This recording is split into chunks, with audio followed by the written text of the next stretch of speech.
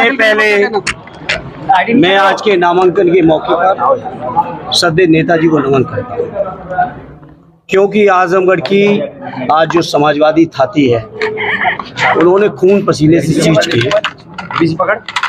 आज आजमगढ़ की पार्टी में ऐसा बीज बोया है कि हमारे 10 के 10 साथी उत्तर प्रदेश की विधानसभा में हैं और आजमगढ़ की जनता का आशीर्वाद लेके हम दोनों ही साथी सदर से मुझे और लालगंज से आदरणीय दरोगा सरोज जी को आजमगढ़ की जनता जरूर दिल्ली तक पहुंचाएगी। इस मौके पर मैं सबसे पहले राष्ट्रीय अध्यक्ष जी को धन्यवाद देता हूं, उन्होंने मौका दिया हमको, आदरणीय दरोगा भाई को यहाँ से चुनाव लड़ने का, जनता की सेवा में आने का। साथ ही साथ मैं इस मौके पर अपने सभी सम्मानित पार्टी के नेताओं का, विधायकों का, संगठन के अध्यक्ष जी का, जमाली साहब का, सभी सम्मानित जितने भी हमारे आजमगढ़ के राजनीतिक साथी हैं, उन सभी का धन्यवाद देता हूं कि उन्होंने इच्छा जाहिर की और राष्ट्रीय अध्यक्ष जी से ये फैसला करवाया कि मुझे आजमगढ़ में आने का मौका दिया। अभी रुक जाइए। प्रदेश अध्यक्ष आए थे, उनका कहना था कि परिवार ही समाजवादी है।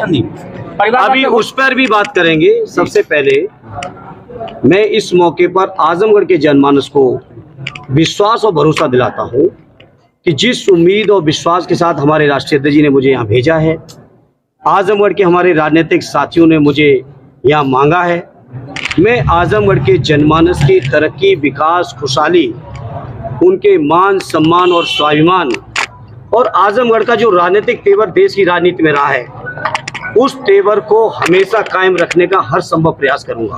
सर, भूपेंद्र चौधरी के बयान पे क्या कहेंगे? अभी तो आइए, इनके बयानों की क्या चिंता करनी है, बयान ही बयान दे रहे हैं, बयानों के अलावा इन पे कुछ बचा नहीं। अच्छा, प्रत्याशी कह रहे थे कि जैसे आप यहाँ से हारेंगे, अखिलेश जी वहाँ से हारेंगे, कन्नौज से, तब इनको यादों की कदर होगी। देखिए, वो बहुत बड़े ज्योतिषी हैं और उनके बारे में हम कुछ नहीं कहेंगे। वो 19 के लोकसभा के चुनाव में ब्रह्मा जी को भी चुनौती दे रहे थे। वो बेरोजगारी घटाने के नए नित नए फार्मूले भी बता रहे थे। वो अपने गुरु के सामने, जो आप सबके माध्यम से वीडियो मुझे देखने का मौका मिला, उसमें भी कुछ आश्वस्त कर रहे थे।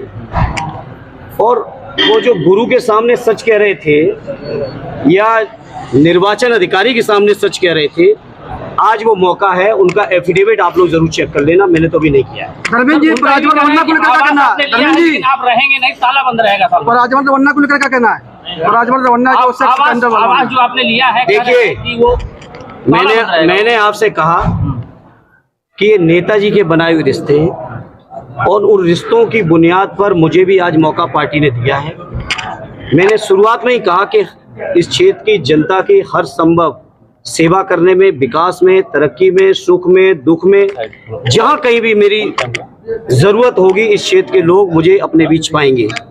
और इस बात का मैं आज जवाब दूं, कौन सच मानेगा, कौन झूठ बोलेगा, कौन क्या बात समझेगा, मैं इस बात पे नहीं जाता हूं। मैं अपने काम से ये चीज़ों का एहसास कराऊंगा और आप सब में से अगर किसी के संपर्क बदायूं के लोगों के साथ हो तो वहाँ पे आप संपर्क करिएगा, पूछिएगा, जानकारी लीजिएगा मेरे बारे में। मैनपुरी में अगर आपके संपर्क हो वहाँ पूछिएगा, इलाहाबाद में अगर संपर्क हो आपके वहाँ पूछिएगा। इसलिए हम लोगों को नेताजी ने जनता के प्रति सेवा भाव, जनता के प्रति अपनापन, जनता के प्रति जज्बात के साथ राजनीति करना सिखाया है और उसी रास्ते पे हम लोग चल रहे हैं। तो धर्मेंद्र जी, मुकाबला नहीं है, बसपा से हमारा मुकाबला, आप तीसरे नंबर पे। पकड़ा गया, मुकाबला इस बार जनता किसी से नहीं होने देगी। जनता एक तरफा इस बार दे रही है और आजमगढ़ तो समाजवादियों का पहले से गढ़ रहा है। जहां समाजवादी पार्टी गठन के बाद अब तक लोकसभा चुनाव नहीं भी जीत पाई पश्चिम की कुछ सीटों पर, वो सीटें भी इस बार समाजवादी पार्टी ऐतिहासिक जीत के आ रही है। और जब तक आजमगढ़ का ये 6ठे चरण का चुनाव आएगा, मैं समझता हूँ समाजवादी पार्टी, माननीय अखिलेश यादव और हमारे इंडिया गठबंधन के लिए आंधी होगी जब तक यहाँ की वोट की जरूरत वोट पड़ेंगे। अब आपको ये भी देखना है कि मतदान प्रतिशत स्वाभाविक है कम हो रहा है, और कम इसलिए हो रहा है, झूठ का गुब्बारा कब तक फुलाओगे? 2 करोड़ रोजगार के वादे करने के बाद जहां आपको 20 करोड़ रोजगारों का हिसाब देना चाहिए था, क्या हिसाब दिया? महंगाई कम करने का दावा करने वालों को क्या हिसाब नहीं देना चाहिए था? क्या किया? स्विस बैंक के पैसे के बारे में मेरे मीडिया के साथियों आज बीजेपी के लोगों से आप पूछते ही नहीं हो। किसानों की आमदनी के दूने के बारे में आप सवाल करो और उसका जवाब लो बीजेपी को। तो जब आप देखोगे कि जनता को लगातार झूठ बोला है तो स्वाभाविक है लोग निराश हैं और ये निराशा बीजेपी का सफाया करेगी। पुलिस भर्ती को क्या कहना है? पुलिस भर्ती को लेकर क्या कहना अब अफवाहें नहीं है, ये शब्द आप वापस लीजिए। अब अफवाहें नहीं है। वैक्सीन कंपनी के ने माननीय न्यायालय में जो बात कही है उसको अफवाह नहीं कह सकते।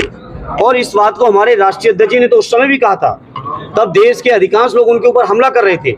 ये आज इस मौके पर मैं समझता हूँ देश के लोगों को धन्यवाद देना चाहिए हमारे राष्ट्रीय अध्यक्ष जी को, जिनकी दूरदर्शी थी कि भाजपाई वैक्सीन है।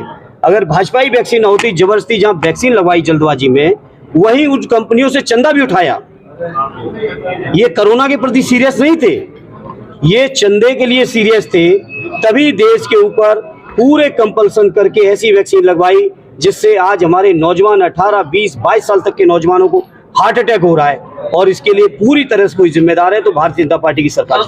धर्मेंद्र जी, एक बहुत बड़ा मामला जो प्रज्वल रेवन्ना का है। देखिए, इसके बारे में ज्यादा कुछ नहीं कहना चाहता। ये बीजेपी के लोग जो शुचिता की बात करते हैं उनसे बात करिए जाके। पुलिस भर्ती को लेकर क्या कहना है? पुलिस भर्ती से हमारे नौजवान निराश हैं, हताश हैं। 60 लाख नौजवान जिस परीक्षा में बैठे हो वो परीक्षा का पेपर लीक